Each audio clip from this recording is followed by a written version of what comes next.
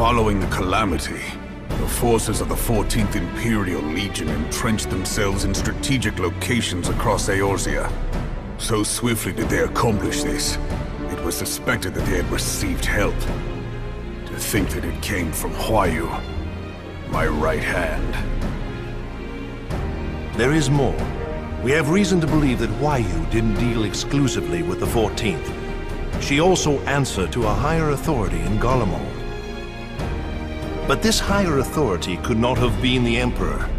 By consenting to the Media Project, Solus Zos Galvus showed himself to be more concerned about preventing the spread of primal influence than claiming Eorzea for the Empire. He would happily have seen the lot reduced to ash.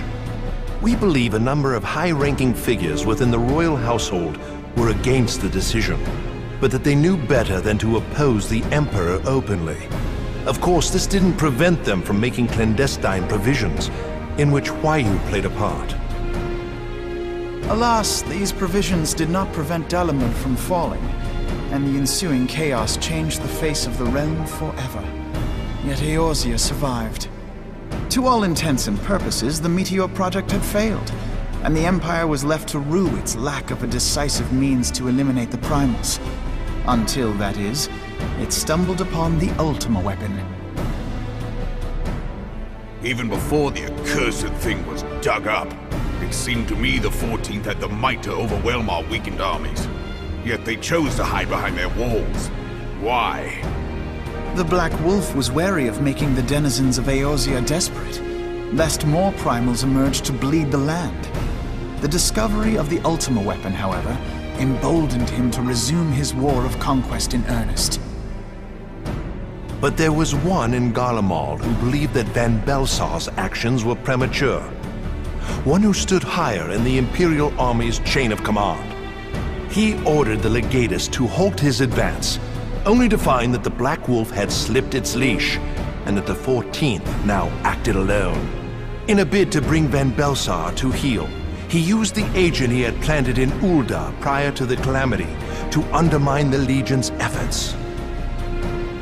A man who outranks Van Belsar, yet opposed the late Emperor's decision to annihilate Eorzea. This could only be the former High Legatus of the Garlean army, now known as Emperor Varus Zos Galvus.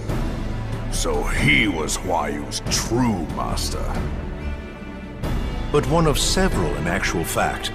We've learned that even as Huayu served the Empire's interests, she sold Imperial secrets to a certain faction in Eorzea. In so doing, she helped to maintain the status quo, thus prolonging the conflict. Considering who stands to profit from war, it isn't hard to imagine who her other masters were. 7 hells! You mean to say that she was a double agent? Triple, if you consider her services to Van Belsar and the new Emperor as separate. As neatly as these pieces seem to fit, one aspect of the puzzle remains unclear to me. By whose will was the Marshal feeding intelligence to the heretics? And try as I might, I fail to see how aiding their cause would profit either her Imperial or Monetarist masters. Could it be that another hand is at work here? If so, Huayu must be made to reveal whose it is.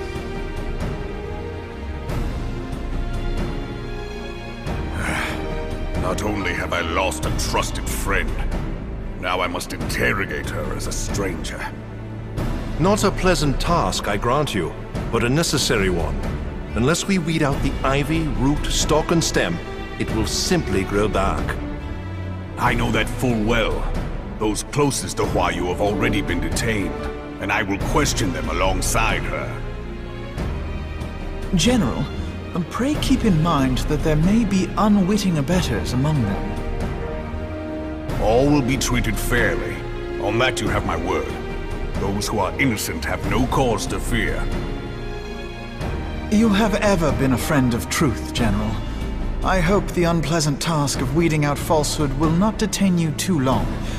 Though it be for the sake of Eorzea, doubting one's comrades is poison to the soul. And with that, I take my leave.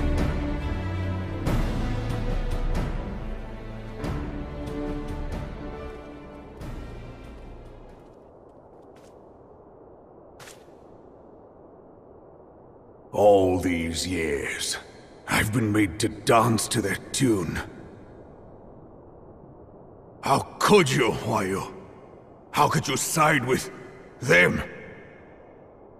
Those cankers who take from this land and give naught in return, who use their power to disempower and grow fat while the people starve. I know you can hear me, monitorous scum! Your crimes will not go unpunished! Today I will purge this land of your sickness before the eyes of the 12, I swear it!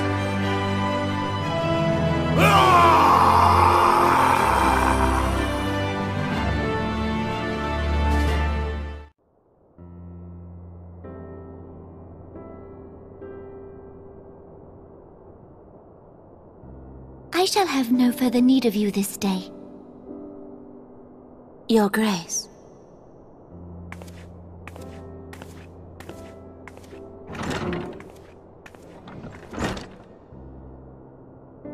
I fear that not even mine own chambers shall remain private for long. Has the situation grown so grim? Ever since he proposed the Cartiner Reclamation Bill, Teleji Adeleji has risen to greater prominence upon the backs of impoverished refugees. The Monitorists were ever united in their pursuit of profit, but the man's actions have torn a rift in their ranks. They snap at each other as rabid dogs. Yet now is not the time to be bickering among ourselves. If this bickering is a threat to law and order, might you not have grounds to dissolve the Syndicate? Would that the solution were so simple, Admiral. Alas, my moving to dissolve the Syndicate is certain to spark outrage among the influential merchant class, whom the Cabal represents. This would serve to exacerbate the current unrest, and peace would slip still further away. Be they rich or poor, natives or refugees, all who reside in Uldah have a right to pursue happiness. It is the duty of a ruler to protect this right. If I am to perform my duty, I must needs tread warily. It would not do to make enemies heedlessly. Were Lord Lolorito here, he would doubtless say that I have my head in the clouds. A ruler is required to take a wide view. Try as we might to cater to all needs, some will inevitably be overlooked. As such, there shall ever be citizens who feel aggrieved. It cannot be helped. But as you have informed us, the Monitorists take no view but their own. They hunger for power while the masses starve. In the absence of a common cause, it seems beyond any one individual to make Uldah whole. And the presence of a Garlean agent within the Immortal Flames only makes matters worse. Even accounting for Uldah's historic reliance upon mercenaries, such a grievous breach of security is unprecedented. I fear this business will provide the Monitorists with a rod to beat Raubahn. Eorzea can ill afford for the Immortal Flames to be dampened now. Ere long, the Garleans will turn their ravenous gaze toward our lands once more. If we are to resist their might, our nations must stand together. Yet for this to happen, our nations must be whole. Cannot be done to improve the situation in Uldah. The true wealth of Uldah lies in the health, happiness, and hopes of her citizens.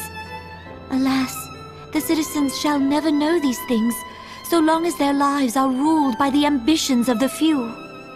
The Monitorists claim to represent the best interests of the people, but in sooth they desire only to manipulate them for their own selfish ends. For the government to serve the people, it must be formed of the people.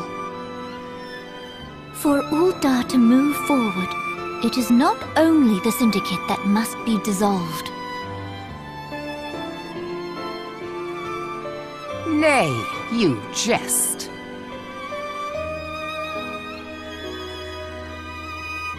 My friends, it was for no other reason than to make known to you mine intent that I requested your presence here.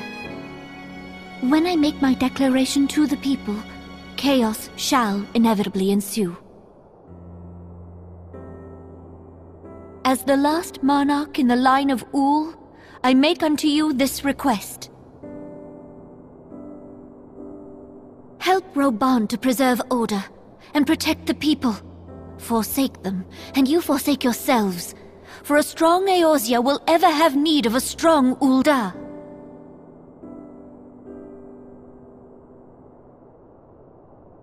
Your Grace, are you certain of this? There is no other way. When the time is ripe, the nation shall become a true republic. Both royalists and monetarists shall cease to be. Uldah will no longer belong to kings or queens or merchant princes, but to her people.